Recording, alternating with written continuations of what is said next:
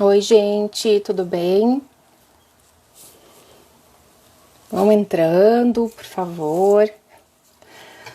Daqui a pouquinho a gente recebe a nossa convidada. Ah, a Rochelle entrou. Pronto.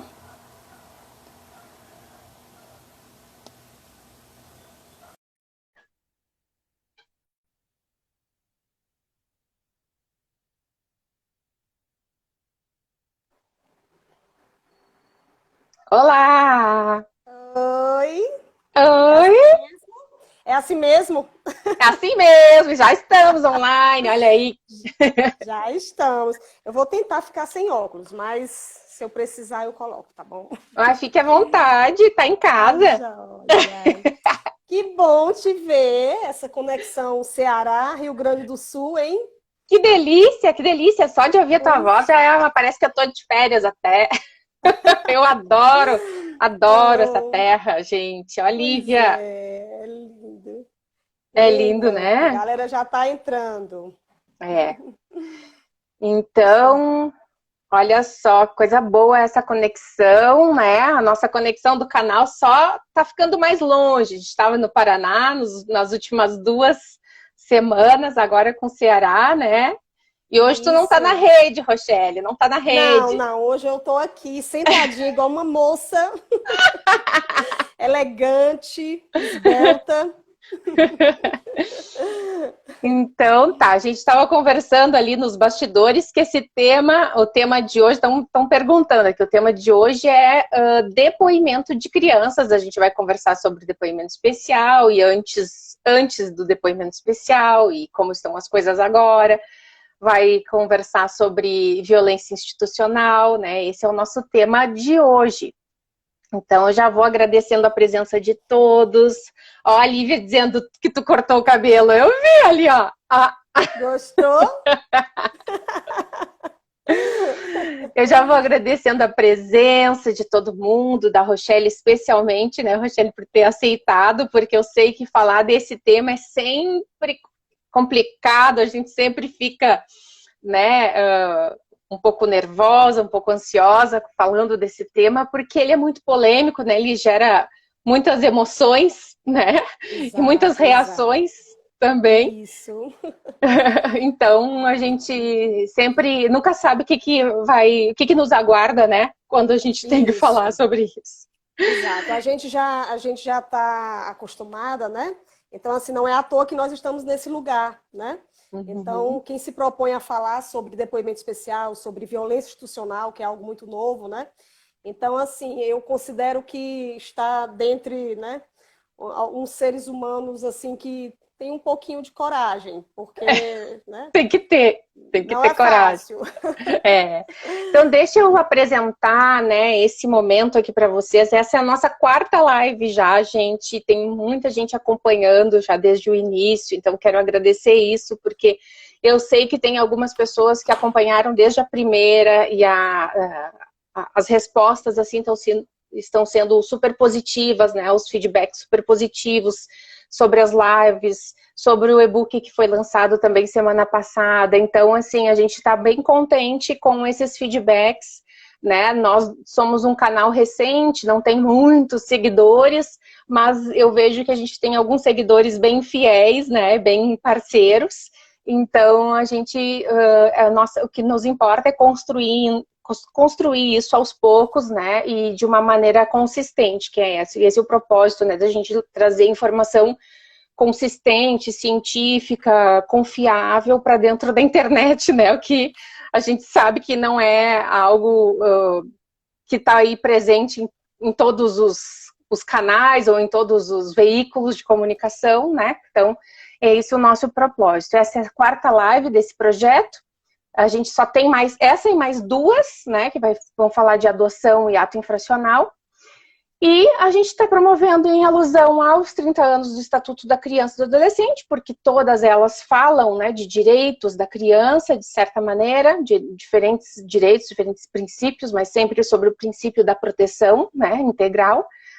E também, né, como uma forma de anunciar, né, de divulgar e de lançar o nosso e-book que se chama Proteção das Crianças Depende de um Olhar Singular, que é o nome também que a gente deu para essas 6 lives. Então, hoje a gente recebe essa né? Ela é graduada em psicologia, psicóloga judiciária do Tribunal de Justiça do Ceará, com expertise em crimes sexuais contra crianças e adolescentes. Ela tem 15 anos de matéria. É especialista contra criança e adolescente, entrevistadora forense em depoimento especial, né? Supervisora de equipe de depoimento especial, é professora convidada em cursos de pós-graduação de psicologia jurídica, também coordena um curso de formação em psicologia jurídica, é psicoterapeuta do Instituto Gaia e comigo é membro, né, do grupo de trabalho de depoimento especial da Associação Brasileira de Psicologia Jurídica. Também é integrante do grupo de trabalho em depoimento especial do TJ Ceará. Então, olha só, né, quem que a gente tem hoje, é uma alegria. A Rochelle é uma amiga, porque muitas vezes a gente angustiado, a gente troca algumas angústias, né? Muitos. E não lembro, assim, da gente ter discordado de alguma coisa, às vezes a gente dá troca algumas ideias, mas geralmente a gente está no mesmo sentido, pensa na mesma direção, né? Então é muito bom, assim, poder fazer essas trocas contigo. E eu já quero te passar a palavra, tu pode complementar o que eu disse aí sobre a tua formação, contextualizar se tu quiseres, fica bem à vontade, e contar pra gente, nesse início, um pouco dessa tua experiência que a gente sabe, né, que é antes do depoimento especial. Vou começar dessa história pré-depoimento especial na tua vida aí, profissional. Exato, exato. Boa noite, né, a todos, tá? Um prazer imenso estar dividindo esse momento, né, com Cátula e com vocês todos que estão aí, né, assistindo a gente, prestigiando. E realmente, assim, toda vida que eu converso com a Cátula, eu sempre saio melhor, eu saio com mais aprendizado, né? A gente troca ideias, né? A gente complementa e é muito bom, né? Então, parte do que eu sei hoje se deve à Cátula, não só pelas publicações dela, né? Mas muito por esses contatos de WhatsApp, né? E também pela aproximação que a gente teve pela BPJ, né? Então, gratidão, Cátula, a você por estar aqui, né, nessa oportunidade, tá?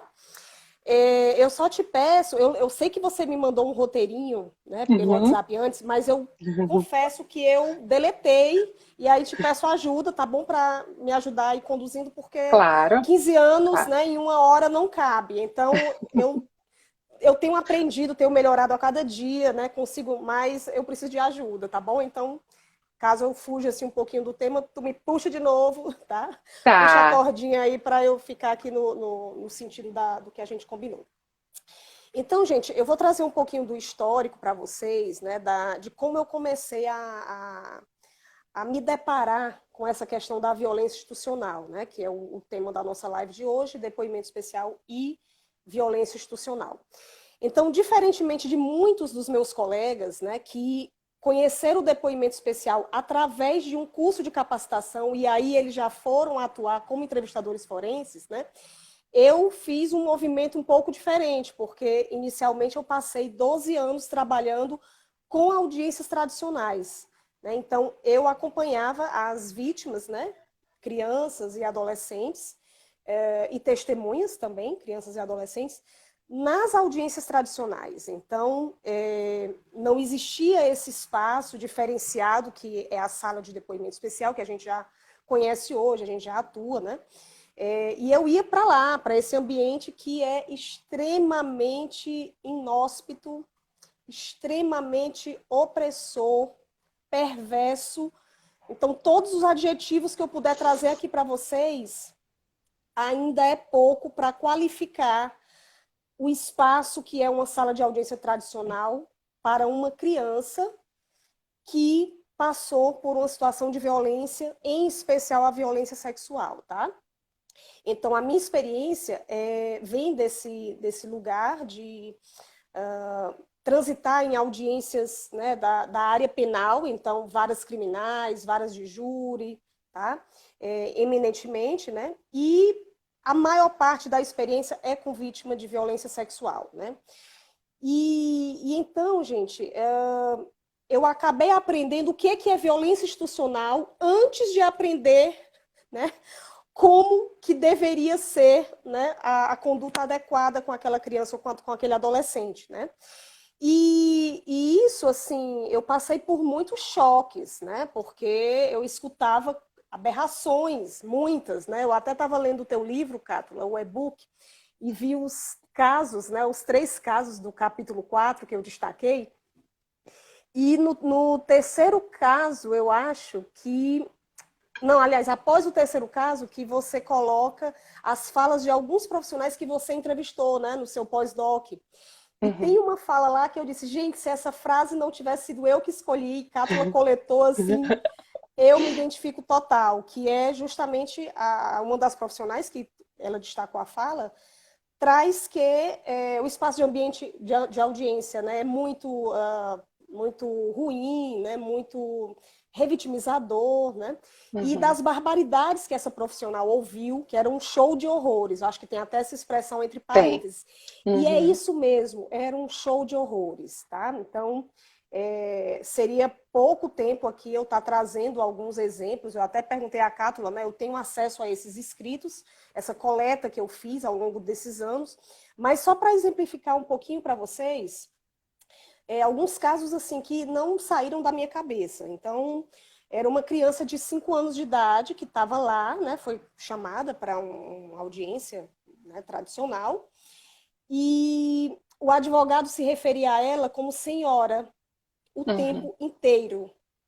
A senhora até tentava colocar logo depois do senhora algumas palavras que teoricamente seriam mais do mundo dela, do mundo de uma criança de 5 anos, mas o senhora era sempre o carro abre alas, né, de como ele se direcionava a essa criança, né? E ela olhava para mim, assim, senhora, ela estava sentada na cadeira, ela olhava para trás, tipo assim, isso não é comigo, né? Ninguém chama uma criança, se dirige uma criança por senhora. Então, veja como a invisibilidade, né, da criança e do adolescente, na nossa sociedade, eu diria isso, né? A gente vê aí o ECA, 30 anos, e muito não foi cumprido ainda, né? Então, existe essa invisibilidade. E no sistema criminal, mais ainda, tá? Porque quando a competência é em varas da infância e juventude, menos mal, porque teoricamente, né, o juiz, o promotor, né, o defensor público, os advogados que militam ali, teoricamente têm uma sensibilidade, um olhar um pouco diferente. Mas na área criminal isso não se confirma, muito pelo contrário, tá? Então, a criança, ela realmente não era vista, nem criança, nem adolescente. Então, tem esse exemplo que me marcou, né, dessa criança de 5 anos de idade. Vários exemplos de perguntas inadequadas, perguntas invasivas. O ambiente não era convidativo para que ela narrasse, nem que ela viesse decidida a trazer, né, alguma coisa daquela violência que ela tinha sofrido. Então, muitos adultos ficam experimentando sensações desagradáveis por estar ali, naquele lugar de uma testemunha convocada, de uma vítima, né? Querendo ter o seu direito reparado, digamos assim, tá? Mesmo assim, isso é desconfortável, isso causa várias reações. Para uma criança, pior ainda, né? Então, eu ficava de apoio a essa criança na hora da audiência, eu não poderia falar nada, né? Eu ficava calada, não tinha uma previsão legal para que outro ator pudesse ter fala na hora dessa audiência tradicional, né? E o meu trabalho era basicamente fazer essa preparação para esse momento da audiência presencial. Então, o que a gente chama hoje de rapport, né? Mais ou menos era isso que eu fazia antes desse momento da audiência tradicional. E mesmo, né? o dano a ela era notório. Então, as expressões corporais dessa criança, então, o se encolher, o bater as mãos, o roer as mãos, o procurar a mão, no caso, a minha, para segurar quando vinha uma pergunta, né, mais difícil. Então, a leitura dos corpos ali, né, nós que somos da psicologia, a gente tem um treino maior, era muito evidente, né? Então, eu comecei a aprender como não se deve fazer ali mesmo. Então, digamos, eu comecei a tentar, por exemplo, passar dicas de perguntas abertas sem nem ter feito curso de depoimento especial. Tipo assim, acabava uma audiência que era terrível, né? Que não se conseguia muito da criança ou do adolescente, e logo depois eu chegava ali, né, para os operados, juiz, promotor, em especial, quando era o defensor público até que dava, mas advogados são muitos, não dava para a gente conversar. E eu dizia, gente, olha, que tal vocês tentarem, né, fazer uma pergunta que deixe a criança falar, né? Tipo assim, espera ela responder primeiro, então a questão do relato livre, né? Então, assim, isso tudo eu fui aprendendo muito pelo exemplo negativo, tá? E conseguimos, né, alguns avanços, afinal de contas, é uma equipe que trabalha, assim, geralmente, né, na área criminal, são profissionais que já estão aqui na capital, então já tem a titularidade, então passam muito tempo. Então, essa questão da gente trabalhar com uma mesma equipe, isso é muito positivo, porque você tem mais espaço de diálogo e de tentar construir algo em prol daquela criança, né? Então, era muito claro para mim o meu papel ali. Eu estava trabalhando no ambiente do judiciário, porém, as minhas intervenções se voltavam para a criança e adolescente vítima ou testemunha que vinham até ali. Tá? Perfeito. Então, foram anos de presenciar, né, muitas aberrações, crianças, por exemplo, que chegavam a vomitar na hora da audiência, quando vinha uma pergunta um pouco mais, né, invasiva, ou mesmo, sei lá, fazer xixi ali mesmo, entende? De tão agressivo que aquele ambiente era. Por mais que o operador do direito tentasse ser um pouco sensível, mas a questão do interesse, né, no processo de cada um, isso daí é a prioridade para eles, né? Então,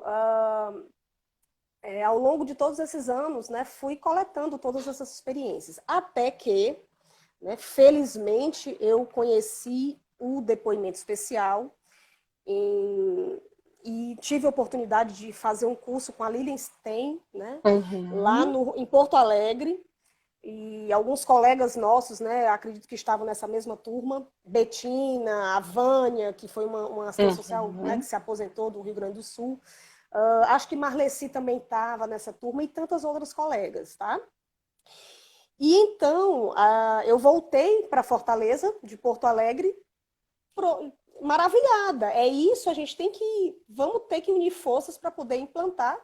E todos esses longos anos de luta, de debates, de discussão, né, de aprimoramento da experiência do depoimento sem dano, que era isso, né, naquela época, o início com o doutor Daltoé, e até que chegou a lei e ficamos muito mais à vontade, digamos assim, né? Porque nós estamos respaldados juridicamente agora para poder fazer de uma forma mais segura, mais protetiva, tá? Mais adequada com a criança, né? Mais amparado pela lei. Deixa eu te perguntar antes de tu seguir, Mais Rochelle, amparado. quanto tempo tu fez esse trabalho assim de acompanhar nas audiências tradicionais? 12 anos, 12 anos. ininterruptos. 12 anos.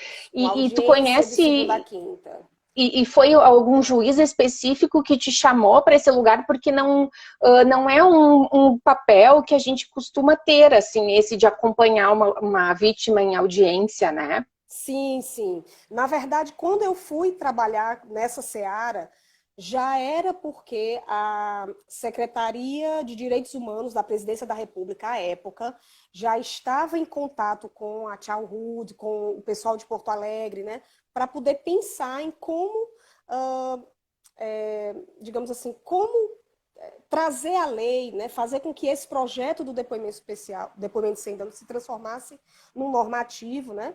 E Uhum. o que chegou para o tribunal é assim, olha, vai precisar de uma psicóloga, né? Já colocaram psicólogo, não disseram, né, as categorias que a lei traz, assim, na verdade ela não traz nenhuma específica, mas Uhum. pelo senso comum se pensou em psicólogo. Então vai precisar de uma psicóloga lá para fazer isso aqui, para fazer, implantar esse projeto, né? E aí colocou esse convite para o grupo de colegas psicólogos, né? Eu fazia parte de um Uhum. setor que era só de psicologia, e todo mundo assim, eita, né? Ficou assim um pouco estranhando o que é isso e tal, né?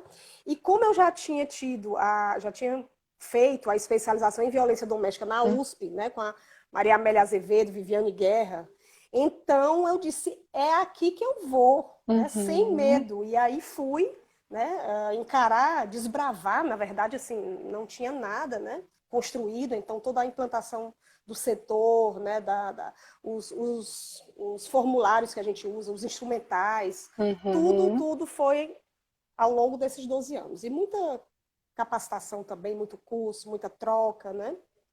E eu quero E muito pontuar, assim, enfrentamento, sim, eu quero muito pontuar, assim, que enfrentamento.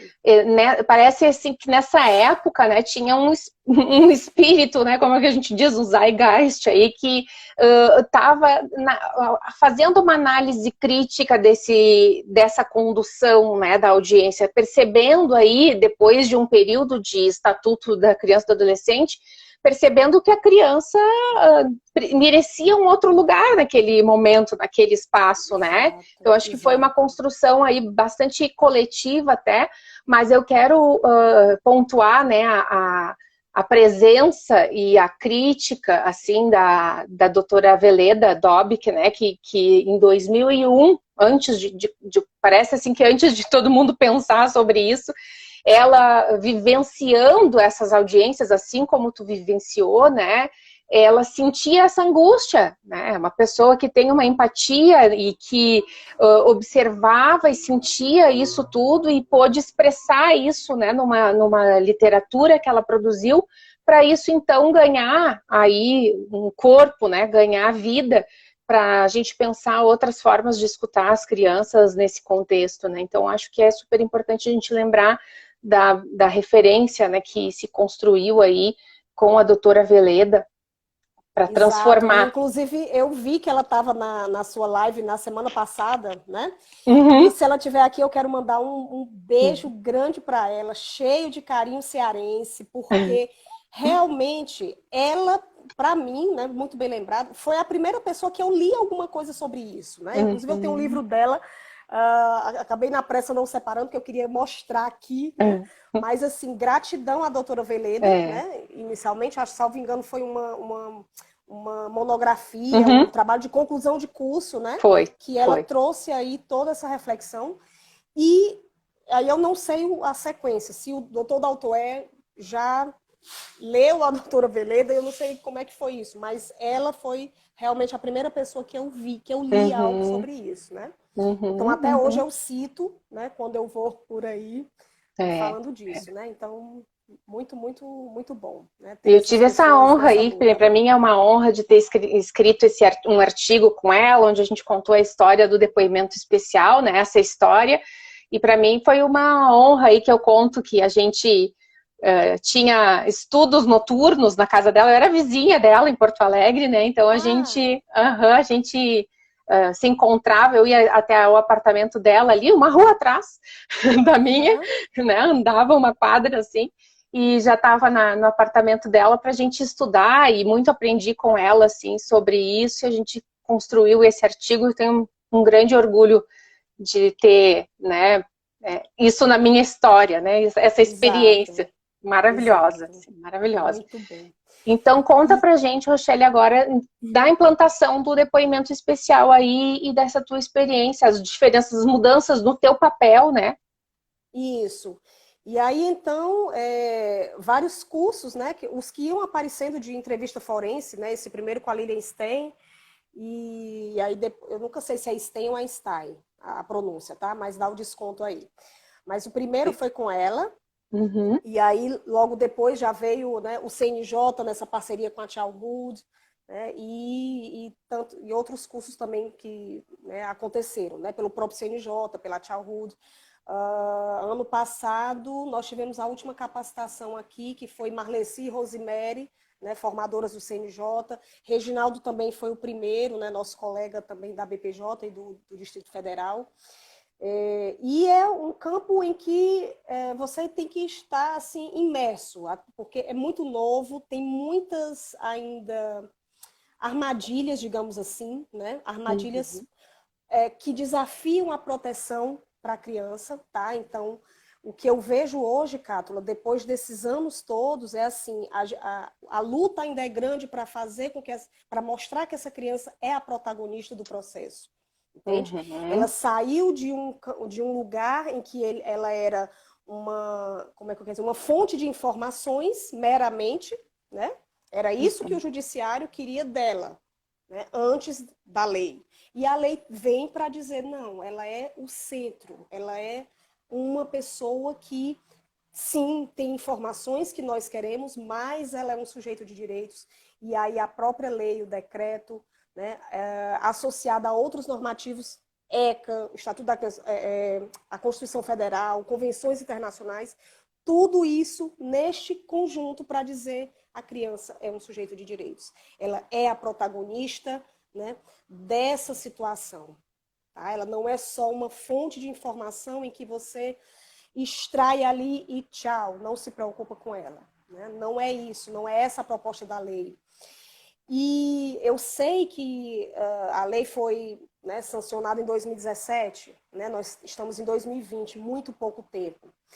Mas a impressão que eu tenho é que a gente tem que dar uma velocidade maior nessa questão de colocar a criança nesse papel de sujeito de direitos, entende? Uhum.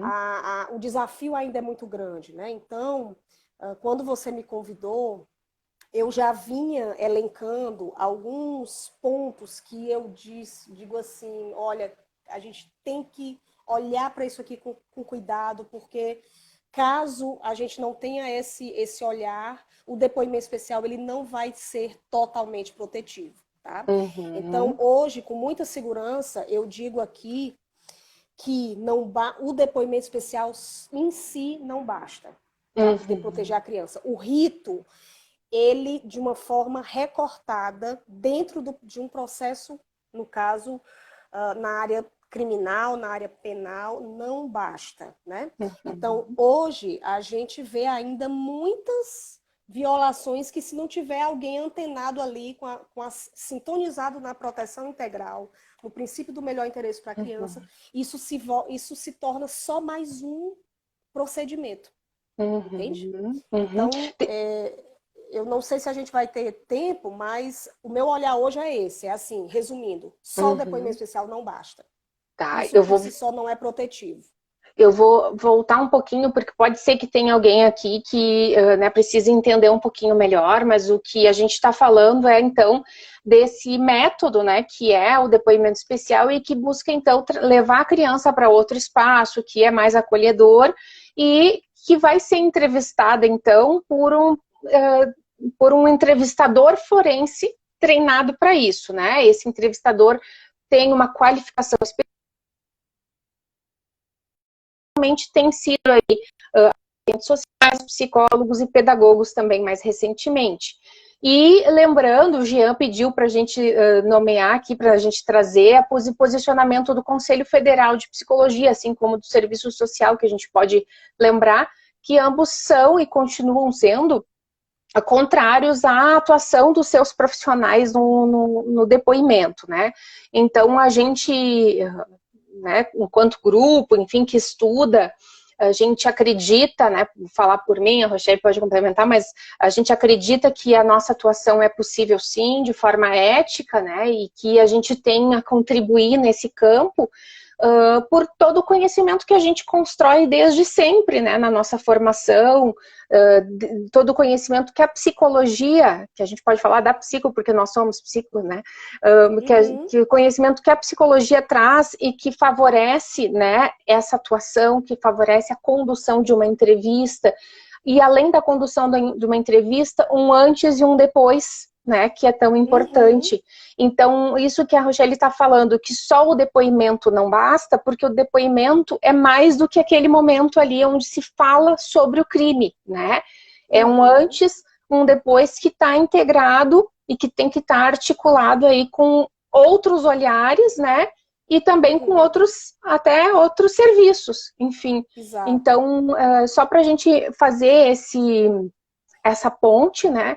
E lembrar também desse posicionamento que a gente entende, né? Que nós sim podemos atuar e também que nós entendemos que é um grande avanço, né? No sentido de tudo aquilo que a Rochelle trouxe como violências que aconteciam dentro da própria instituição, né? Dentro da própria justiça contra aquela criança né? Pela busca da informação, né? Por essa busca da informação, então se submetia a criança a tudo isso. Então nós somos favoráveis a esse novo método, né? Nós entendemos que ele é um grande progresso, mas a gente também precisa ver que só a lei não basta, assim como muitas outras leis no país, que só a lei não basta, né? Precisam de muitas outras ações. Sim. E aí, então, eu posso te passar, então, para tu falar desses desafios, né, Rochelle? Então, assim, eu estava num congresso sábado em que eu disse isso, assim, gente, a lei fala em integração dos serviços, integração das políticas, né? Não é criação. Tá? Assim, ela fala também em criação, mas se você for olhar, em especial nas capitais, nós temos vários serviços, programas, né? Nós temos vários equipamentos públicos. Então, me parece assim que nas capitais existe uma estrutura maior com relação a ter uma rede, né? Existe uma rede. A questão é a desarticulação dessa rede, e a lei traz, né, que esses programas, os serviços, né, os órgãos públicos, os equipamentos, têm que trabalhar de forma integrada e coordenada, tá? E aí, gente, eu não sei se todos aqui que estão assistindo têm essa vivência, né, com relação ao judiciário, mas o depoimento especial, ele vem muito depois, infelizmente, de quando é noticiada pela primeira vez aquela situação de violência, tá? Então, antes de chegar o dia da audiência, essa criança ou adolescente passa por inúmeros, né, equipamentos, e nesses equipamentos ela fala para várias pessoas, tá? E a cada vez que ela relata, existe um sofrimento nisso, né? Então, é muito difícil para ela transpor essa barreira do silêncio que naturalmente a violência traz, tá? Em geral, né? Para crianças e adolescentes. E quando ela consegue romper essa barreira com todos os recursos internos, com todas as forças que ela tem, e ela não encontra, né, no adulto para quem ela revelou, ela não encontra um acolhimento, ela não encontra uma conduta adequada, isso é revitimizador, tá? Então, esse lugar de estar como entrevistador forense no judiciário é um lugar que a gente acaba recebendo tudo de, digamos assim, de inadequado que ela passou desde quando ela revelou pela primeira vez. Então, ela chega ali, na verdade, ela é um acúmulo de erros, um acúmulo de falhas, muitas vezes, tá?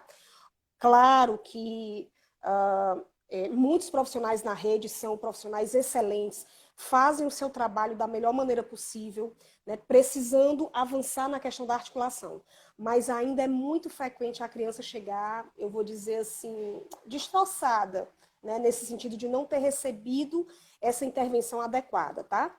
Então, quando ela chega no judiciário, se ela não encontra uma equipe que está capacitada, adequadamente capacitada para aquele rito, isso vai ser revitimizador, tá? Não só o contato dela com esse entrevistador forense, mas o que eu venho chamando, Cátula, eu estou colocando esse nome, pode ser que eu melhore, né, quando eu for escrever isso academicamente, mas eu chamo da ambiência do depoimento especial. O que é que eu estou falando disso? O que é que eu estou querendo dizer? Existe o antes do depoimento, que é o período compreendido entre quando ela noticiou pela primeira vez, né, a situação de violência até o dia da audiência. Tá. Isso é o antes. Uhum. Existe o durante, que é isso que eu estou chamando de ambiência do depoimento especial. E existe o pós-depoimento, tá? Nesse durante, nessa ambiência, você pode ter um entrevistador capacitado, você pode ter uma sala adequada, né, dentro daqueles recursos que a gente sabe que tem que ser uma sala com temas neutros, não pode ter elementos distratores, né? Mas, mesmo assim, isso ser considerado vários atos nesse dia como uma violência institucional. Vou te dar exemplos, tá?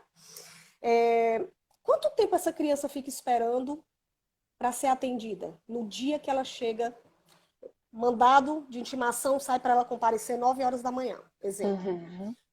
Quanto tempo passa para ela realmente prestar o depoimento dela? Ela espera quanto? Uhum. Em que local ela espera? Ela espera no ambiente em que ela está tendo contato visual com o agressor, ou o agressor, que eu digo, o autor de violência, né, uma nomenclatura mais adequada, ou ela está em contato visual com alguém que represente ameaça, coação ou constrangimento, que é o que a lei traz. Em que lugar ela fica esperando? Isso é um detalhe que a lei ela não traz de uma forma detalhada, né? Então, por exemplo, quantas audiências no dia que ela é chamada acontecem? Ela tem prioridade para ser uma das primeiras? Ou ela é encaixada aleatoriamente, sem considerar a sua condição de sujeito, né, de sujeito em condição especial de desenvolvimento? Ela é encaixada como um número de processo. Né? Ou é agendada, são agendadas tantas que uma atrasa a outra e atrasa a outra, e a última vai esperar lá 2 horas. Exato. Então, imagina uma criança de 4, 5 aninhos, 6 anos, né? Esperar 4 horas para ser atendida. Uhum. Como é que o entrevistador vai receber essa criança em termos de condições para relatar algo? Sabe que ela não já vai estar com fome, com cansaço, a tensão aumentada, né? Então, eu estou trazendo esses detalhes para mostrar que existe um durante e que esse durante, né, essa ambiência ainda não é muito vista. Tá? Então, por exemplo, como é que é a relação dos operadores do direito com esse entrevistador forense? Isso faz parte desse durante.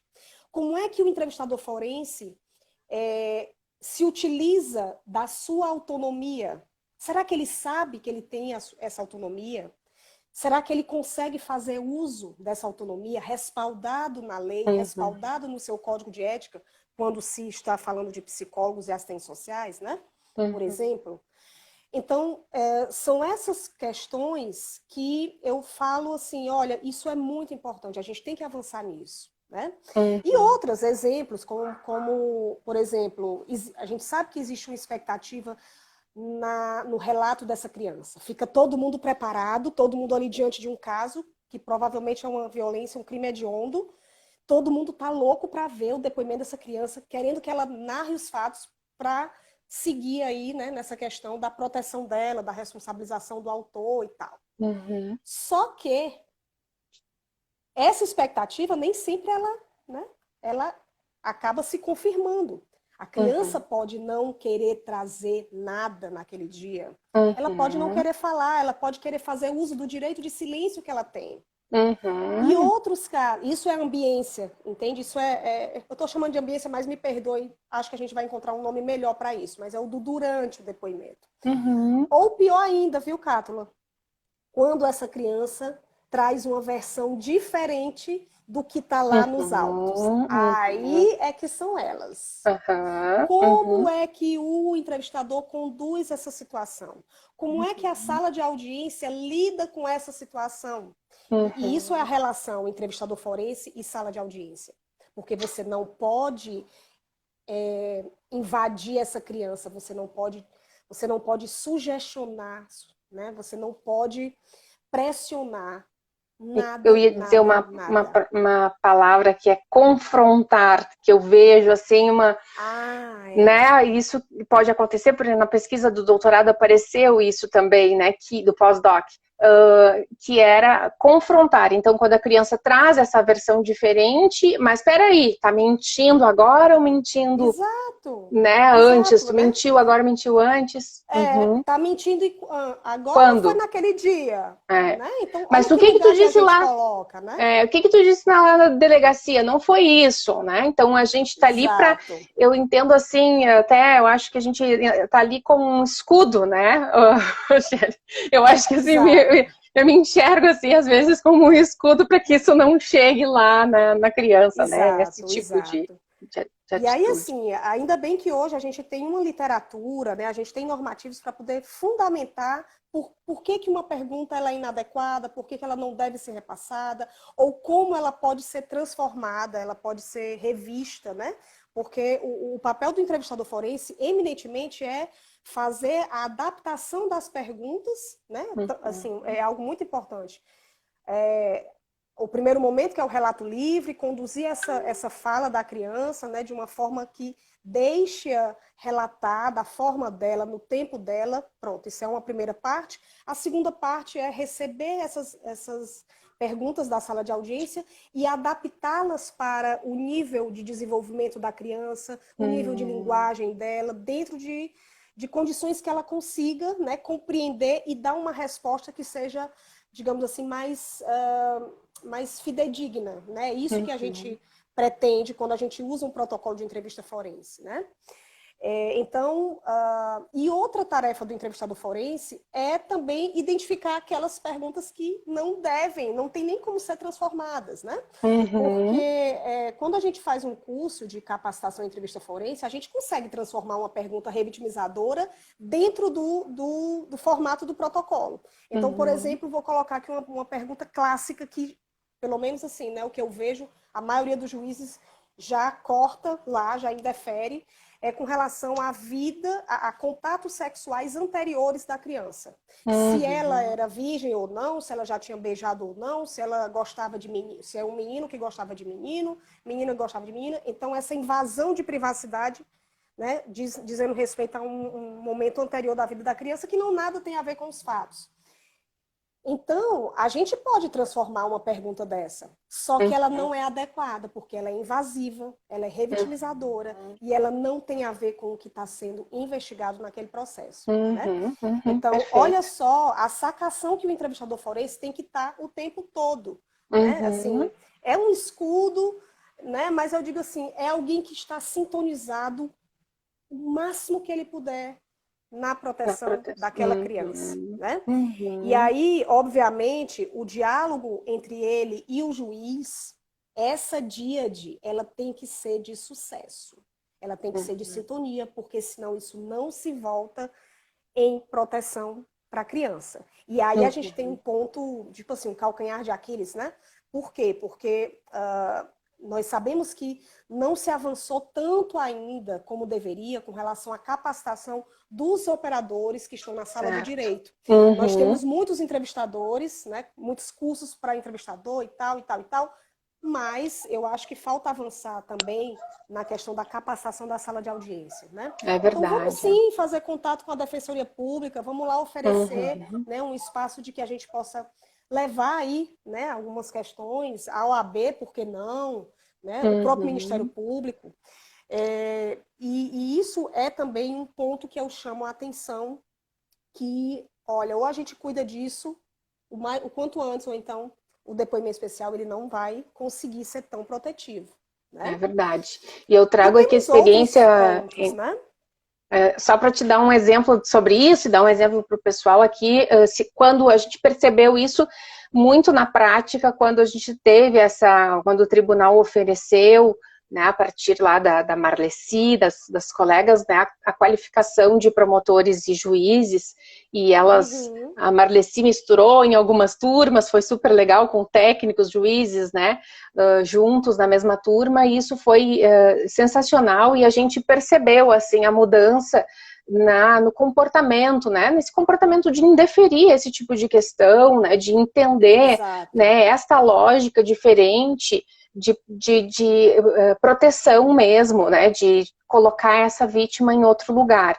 E eu acho que isso é particularmente importante no Poder Judiciário, porque a gente sabe que tem uma questão de hierarquia muito histórica, né? Então, assim, o entrevistador não é quem está no topo da hierarquia, mas ele deve ter autonomia total naquele momento da entrevista, porque ele recebeu o maior treinamento para a condução daquele momento, né? Mas se o juiz, se o magistrado não tem essa capacitação, essa qualificação no que é o depoimento especial, em como deve ser conduzida a entrevista forense, ele pode vir a exigir, né, desse entrevistador algumas questões inadequadas, né? Então, por conta aí do processo histórico deles, né, da formação histórica deles, a gente tem que ver que isso também é uma construção interdisciplinar nossa e do direito e do serviço social, enfim. Mas eu coloco aqui no e-book, né, que a hierarquia tem que ser com a criança no topo dela, né? E não nós, nenhum de nós. A criança é a protagonista, né? Desse cenário, dessa cena, desse processo, né? Agora, existe uma lei que diz que ela é a protagonista e, assim, às vezes eu encontro, né, algumas falas em colegas de dizer assim, mas nem o ECA tá aí, não foi cumprido. Essa vai ser mais uma lei que vai ficar, digamos assim, enfraquecida, né? E aí, eu acho, sabe, Cátulo, que a gente não deve se conformar com isso, né? Eu acho que a gente tem que ser diariamente, na nossa prática, alguém que desafia, né, isso que está posto, né? Um ECA que não foi respeitado, que não foi cumprido, uma lei 3.431 que a gente sabe que ela... Assim, ela tem muitos pontos de muita dificuldade, né, dada a falta de estrutura nas comarcas, né, no próprio judiciário, recursos orçamentários, mas eu penso que a gente não deve se conformar com isso que está posto, entende? Eu acho que somar esforços, né, e se articular. A rede é rica, mas ela é fraca porque ela é desarticulada. Né? Então, assim, uma criança foi vítima de violência institucional quando ela foi prestar um depoimento. E aí, o que se vai fazer com isso? Né? A quem recorrer? Não pode morrer ali e ficar numa frustração, vou para casa, né, e vou chorar, e a criança vai ficar triste, e o profissional também frustrado para o outro lado. Não, algo tem que ser feito com isso, né? Para cumprir o que nós, enquanto sociedade, decidimos. Nós decidimos que queríamos uma legislação que vem para reforçar a proteção da criança. Então, esse instrumento é nosso também. É dos profissionais, é do cidadão, né? É de todos. A sala de audiência também tem que ser protetiva para a criança. Está lá na Constituição Federal, é dever de todos. Né? Então, esse diálogo é difícil, é cansativo, mas quando a gente sintoniza com a proteção da criança, quando a gente recebe uma criança que ela sai e faz aquele movimento de corpo, tipo de alívio, não sei se você já se deparou com isso, sim. Ou então falas que dizem assim, ai tia, pensei que ia ser pior, pensei que ia ficar na frente de todo mundo, como tem no teu livro, né? Isso para a gente é maravilhoso, porque a gente está num novo tempo, e a gente tem que fazer uso dele, tem que, né, assim, acreditar, eu penso assim, né? E aí, assim, teríamos muitos outros pontos, né, que eu chamo, que para mim são preocupantes, por exemplo, a questão das várias intervenções, desrespeitando o direito à intervenção mínima. Então, a criança passa por vários procedimentos dentro do próprio judiciário. Então, ela está envolvida num processo na vara de família, que são os mesmos personagens no processo da vara criminal e na vara da infância. E ela é chamada N vezes. Caramba, a lei diz que o depoimento especial, dentro do possível, ele é coletado uma única vez e tal, e tal, e tal, não é assim? Então, são essas coisas e outras, que aí vai ficar para outra live, né, pelo que eu estou vendo. Viu? Mas, sabe, só ainda aproveitando esses últimos minutinhos para a gente falar, né, dessas questões da quantidade de intervenções. Então, lembrando, assim, da lei, ela traz essa questão da antecipação da prova, que eu acho que é bem interessante na tentativa de reduzir o tempo, né? Que é uma coisa fundamental, que a gente precisa fazer, é reduzir o tempo entre a revelação e o depoimento sobre essa situação que ela revelou, né? Então, eu já tive situações de muitos anos, né, do fato ocorrido, então a criança vai lá, claro, tem muitas vezes, pode acontecer tudo, né, pode lembrar, pode com detalhes, pode não lembrar, pode lembrar de flashes, então cada criança é única, a gente não pode também inferir que ela não vai lembrar, porque um determinado tempo, um tempo longo transcorreu. Então, a gente não sabe, né? Quando vem essa criança, a gente não sabe, simplesmente a gente vai receber e ver aquilo que ela consegue, que ela se dispõe, que ela quer, né, falar, enfim. Então, a gente vai estar ali naquele espaço como uma oportunidade de escuta também, como uma oferta de tempo e de escuta, né? Exato. Então, a antecipação da prova tenta, né, buscar essa abreviação do tempo. Mas eu não estou vendo ainda, Rochelle, essa questão da redução dos relatos, né? Eu só não estou conseguindo ainda perceber na prática, porque então o que não era para ser feito na delegacia agora tem um outro nome, porque é escuta especializada, então me parece assim que se legitima essa escuta na delegacia com outro nome ou em outros espaços, e ela continua fazendo isso e depois vai para o depoimento especial, entende? Então, eu acho que a gente ainda precisa avançar nessa questão, sabe, da Aqui redução. Também, pelo que eu tenho visto, não só aqui no Ceará, mas em contato com vários outros colegas, ainda essa questão da antecipação de prova não está bem desenhado, não está muito acontecendo. E eu acho que da lei, uma das melhores coisas que essa lei trouxe foi a antecipação de prova. Se a gente conseguir colocá-la em prática, né, isso vai ser muito bom pela preservação da memória da criança, né? Por não precisar que essa criança venha novamente, porque ela fica presa ali, Cátula, entre a delegacia e o dia da audiência, ela fica presa nessa história, ela não, por mais que ela receba atendimento de um acompanhamento psicossocial, psicológico, mas isso, ela ainda está ligada, entende? É muito comum as crianças, os adolescentes saírem da audiência e dizer assim, agora eu vou virar essa página, tipo assim, agora eu vou passar para um outro momento. É como se fosse assim, essa espera por este dia, e não só pelo dia da audiência, mas pelo resultado em si do processo, né? Vai ser condenado, não vai?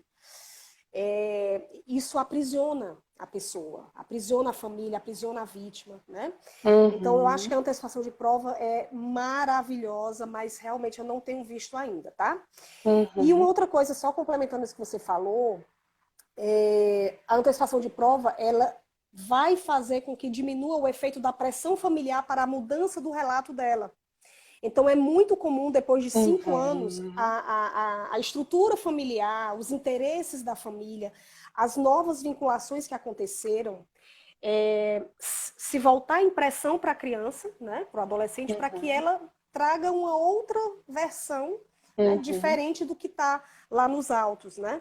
Não necessariamente dizendo que o que está lá nos autos é o que é verdade. A gente, quando está no judiciário, pode se deparar com N situações, pode ser uma situação de alienação parental que, né, ficou de uma forma muito evoluída e entrou por essa questão da área criminal aí, né? Alguém que acabou querendo prejudicar alguém e lançou aí essa ideia, né? Envolveu a criança nessa história.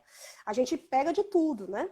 No judiciário. Então, eu acho que o depoimento especial em sede de antecipação de prova e junto, sempre que for importante, uma avaliação psicológica conjuntamente com o depoimento especial, naquele momento eu acho que isso dá um excelente resultado, né, de proteção para aquela criança, sabe?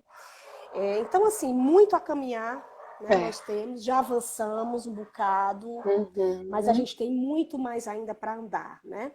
E eu convido a todo mundo a ter esse olhar crítico sobre o que está aí, né?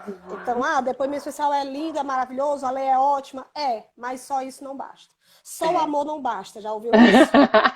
Só o amor não basta. Só o amor não basta. Só a entrevista forense não basta também, porque ela é uma peça nessa engrenagem toda, né? Só a boa intenção dos profissionais não basta. né? Então, hoje eu vejo o quanto isso é necessário, né?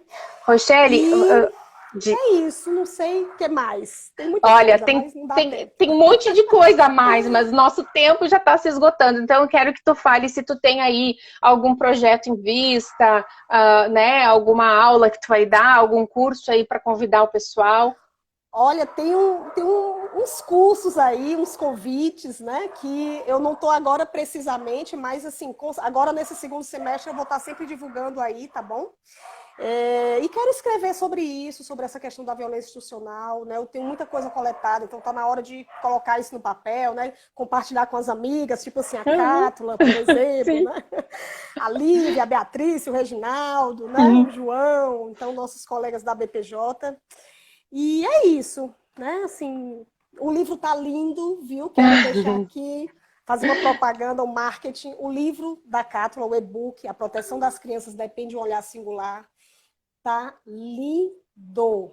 Obrigada. Traz os assuntos que a gente se depara no dia a dia do judiciário, mas de uma forma leve, tá? Então, realmente misturou poesia com casos fictícios, com, né, informações reais. Tá muito lindo, eu gostei muito.